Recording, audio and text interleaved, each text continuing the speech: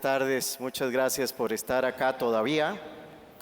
Y también muy agradecido con los organizadores por darnos la oportunidad a todos ustedes principalmente y al Ministerio de Educación Pública de tener un evento de este tipo que refuerza nuestras convicciones. La circunstancia sobre la que voy a hablar convive con nosotros desde hace muchísimos años. Concretamente, cada uno de nuestros estudiantes, los que estuvieron hoy en la mañana y en la tarde en aulas de escuelas y colegios, tiene dos conocidos o dos familiares muy cercanos que algún día estuvieron en las aulas y no terminaron.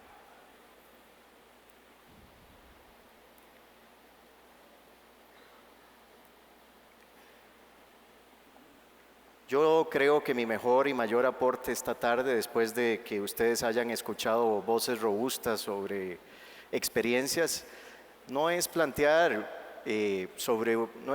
una experiencia que ya vivimos, sino una que deberíamos de vivir, que tiene que ver con cómo ponemos los ojos sobre estas personas, con qué mirada los cobijamos, si hay mirada para cobijarlos o no.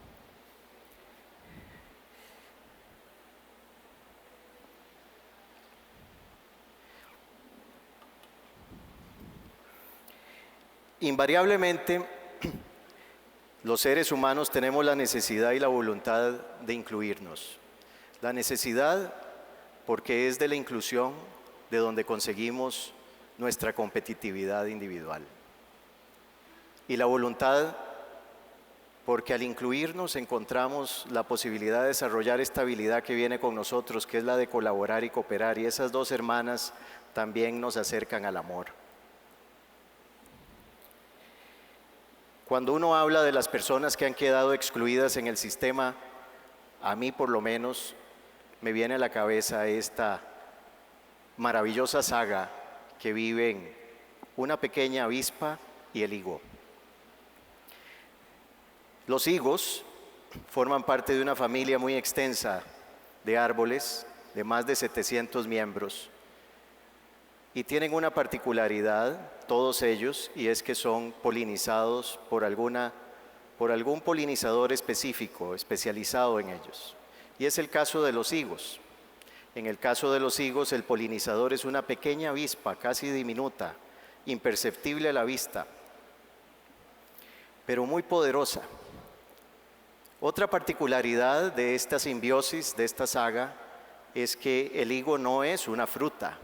El higo es una flor introvertida, es decir, es una flor que nos permite proteger los pétalos y crear alrededor una textura dura que la hace parecer una fruta. Sin embargo, lo que sucede para la polinización del higo es que la mamá de las avispas deposita los huevos, nacen adentro del higo y cuando se aparean, los machos empiezan a buscar el cielo, taladrando el higo de adentro hacia afuera, hasta que logran perforar la cáscara, vamos a decirle así, y eso le da posibilidades a la hembra de que trascienda la flor y busque otra flor, a veces kilómetros de distancia, guiada por el olfato. Pero el macho, al taladrar el higo, pierde las alas. Y cuando llega la hembra a la otra higuera y encuentra otra flor, repite el procedimiento pero al revés, de afuera hacia adentro. Y en ese proceso de taladrar hacia adentro para depositar sus huevos y cumplir la promesa de la polinización, también pierde las alas. Nuestros estudiantes inactivos, les vamos a llamar así, 2 millones de personas, son como la avispa del higo, solo que pierden sus alas 2 veces, cada una de ellas. Una cuando salen del sistema y otra cuando intentan regresar. Este modo de desconsiderarlos, de no tenerlos en cuenta, de no poner los ojos sobre ellos, es más mutilante que cualquier otra cosa. Nunca hay una mirada sobre sus talentos, habilidades y competencias adquiridas en ese camino paralelo que han seguido al canal central, que nosotros sí consideramos un proceso robusto de educación. Y resulta que de esto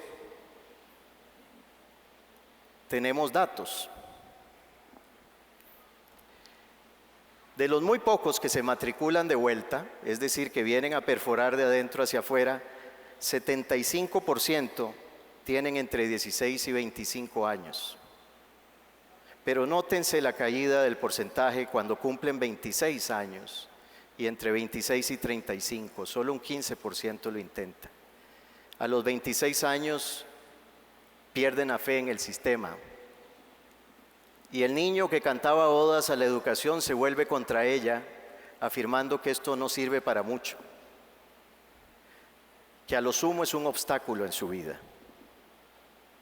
Nuestros estudiantes inactivos son como las avispas del higo, pero plenos de derechos constitucionales. Para ellos y ellas ese derecho fue bueno para entrar al sistema, pero no para terminar. Y me pregunto cómo se llama entonces un derecho universal que deja las cosas a la mitad. ¿Será un derecho universal parcial? ¿Será un derecho universal truncado? ¿Cómo y por qué hemos llegado a esta antinomia? A ese abismo entre la teoría de lo que somos y la práctica de lo que somos. Volvamos la mirada al elefante y a su estaca para desenvolver una hipótesis. Los constituyentes de 1869, hace 150 años, recogieron la experiencia política de 11 años de aplicación de una ley que hacía obligatoria, gratuita y para todas las clases sociales la educación de niños de 7 a 12 años. Ya sabían que la educación sí podía ser la columna vertebral de un sistema político y amalgamar una nación. Pero sobre la educación en sí, dieron por buena lo que había. Y esta era una educación lancasteriana que dicta desde una cúspide de autoridad que la letra sin sangre no entra. Es decir, una educación autoritaria y castigadora. En contraposición, don Arnoldo Herrera, fundador del Castella y practicante de otros métodos educativos, decía de esa educación que era como una flecha que atacaba al estudiante. Yo diría que una flecha que además se clavaba en el piso para muchísimas personas y constituía después esa estaca a la que el elefante está atada con una pequeña cadena. Pero ¿por qué el elefante poderoso como ese, subordina a una estaca pequeña? Esto me lo pregunto cuando miro este fenómeno desde los ojos de un escolar. Y la respuesta es porque ha estado atado ahí desde pequeño. Y alguna vez sí intentó librarse de la estaca, pero no tenía la fuerza suficiente para hacerlo. Se agotó haciéndolo y no lográndolo, aprendió su impotencia y convirtió su impotencia en un dogma personal. ¿Puede un país marchar bien con estas contradicciones, con estas injusticias? ¿Ha sido la educación una matriz de igualdad o de desigualdad? No puede un país marchar bien. El diseño determina el resultado. Mientras la educación en Costa Rica desestime a sus estudiantes y no ponga la mirada sobre ellos, mientras sea un artefacto autoritario como una flecha lanzada desde arriba, recto e irremisible, seguiremos teniendo esta circunstancia que nos hace ver mal en el espejo de nuestros derechos y de nuestra civilidad. Seguiremos jalando un tren con 3 vagones. En el primer vagón estamos nosotros y otras 2 millones de personas. En el segundo vagón están los estudiantes que son considerados así por el sistema educativo autoritario, estudiantes pequeños, niños y jóvenes, y en el tercer vagón están los excluidos de la educación. Pero ¿qué pasa que no cambiamos? Incluso luego de ser discípulos de Vygotsky, de Howard Gardner, de Paulo Freire, de Bloom, ¿qué pasa con nosotros que a pesar de tener un mandato para desarrollar una experiencia didáctica y pedagógica fundamentada en el desarrollo de habilidades para la vida, no logramos encontrar un modo de ayudar a quienes se han quedado atrás? Mi hipótesis es que seguimos muy activos, casi por inercia, organizando nuestra oferta. ¿Cuándo fue que salió? En octavo. Pues bienvenido.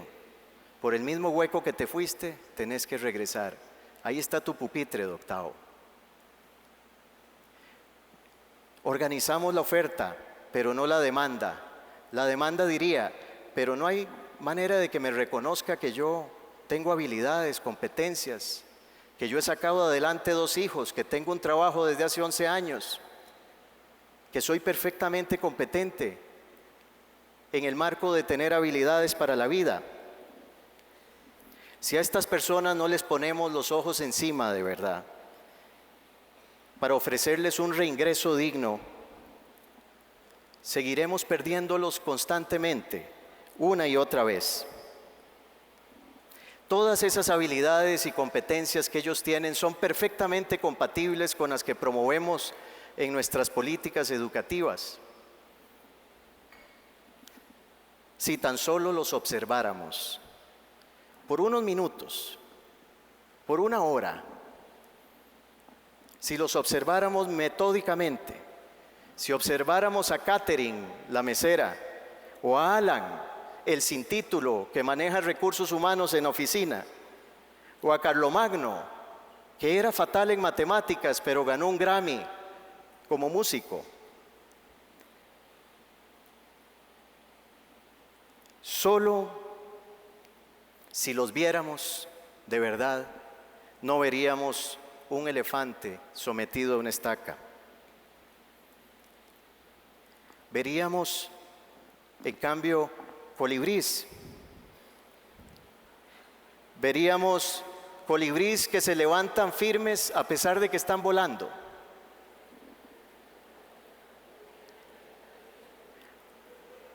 ¿Calcula o no calcula el colibrí cuando se acerca a la flor?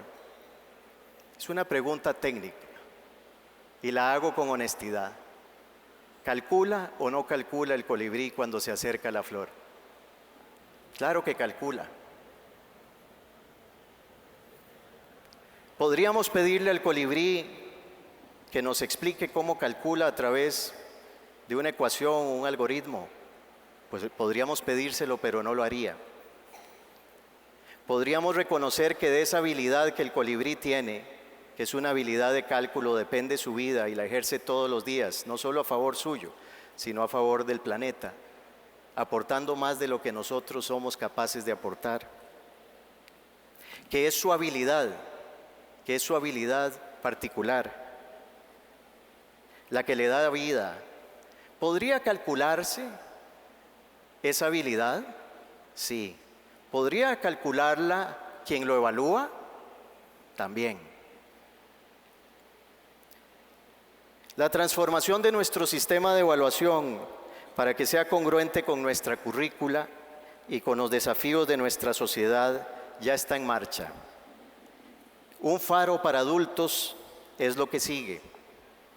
Ese faro pondría luz sobre las habilidades de quienes han caminado por fuera de nuestro sistema y han recorrido su propio camino acumulando conocimientos, saberes que son útiles para la sociedad y deben ser reconocidos por la educación.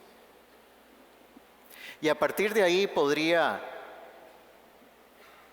imaginarse todos ustedes, y les ruego que lo hagan, un conjunto de caminos diversos para estas personas, que no son el expediente fácil de regrese a octavo año, que es de donde usted salió, que parten de la idea de haber puesto los ojos sobre ellos, de haber entendido lo que traen y no tratarlos como los tratamos, como si no tuvieran nada que ofrecer. Aprovechemos que tenemos una fuerza curricular nueva, aprovechemos que la mitad o más de ustedes pertenecen a otra escuela de formación, que todos ustedes son profesionales del cambio, de la transformación, que invariablemente una maestra y un profesor, si algo es el artífice del cambio, el artífice de la transformación social.